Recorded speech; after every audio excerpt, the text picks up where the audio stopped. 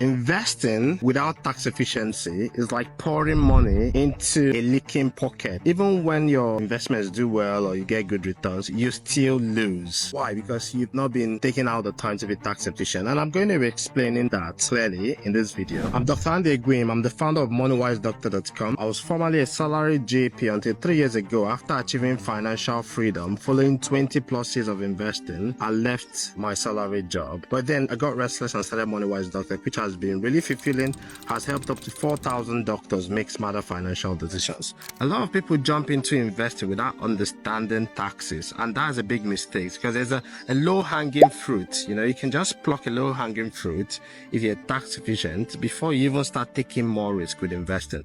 And it's not just about ISAs. The problem with this is that most doctors find out a little bit too late. An example is when you talk about these things, people think about ISAs, but ISAs are only the starting point. So I'm going to start from there. Number one is your ISAs. Of course, you should know ISAs by now. I've made 166 videos about ISAs. I've written many guides about ISAs, and I still come across people who misuse the ISAs or don't understand how they work. ISAs are basically tax wrappers. They are tax efficient accounts, and there are four main types. I wouldn't bother with the fourth one because most people don't find it very effective or useful. The fourth one is the innovative finance ISA. I'm not going to bother about that. Number one is the cash ISA. Just think about it like a regular savings account.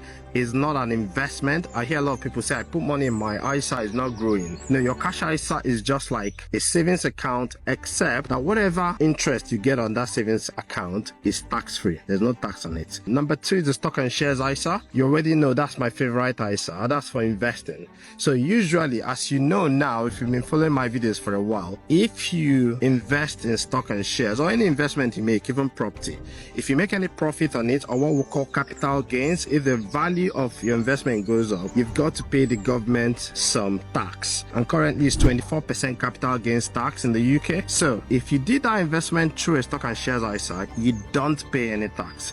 Think about the implication of it. If we invested together and my capital gains is 100,000 and your capital gains is 100,000, you get to pay 24,000 if it's not inside an ISA, and I pay zero. That means we're not in the same game. So it's really important to understand that. So check if you're making any investment in the stock market and you're in the UK, you're a UK resident, is it in a stock and shares ISA? So that's number two.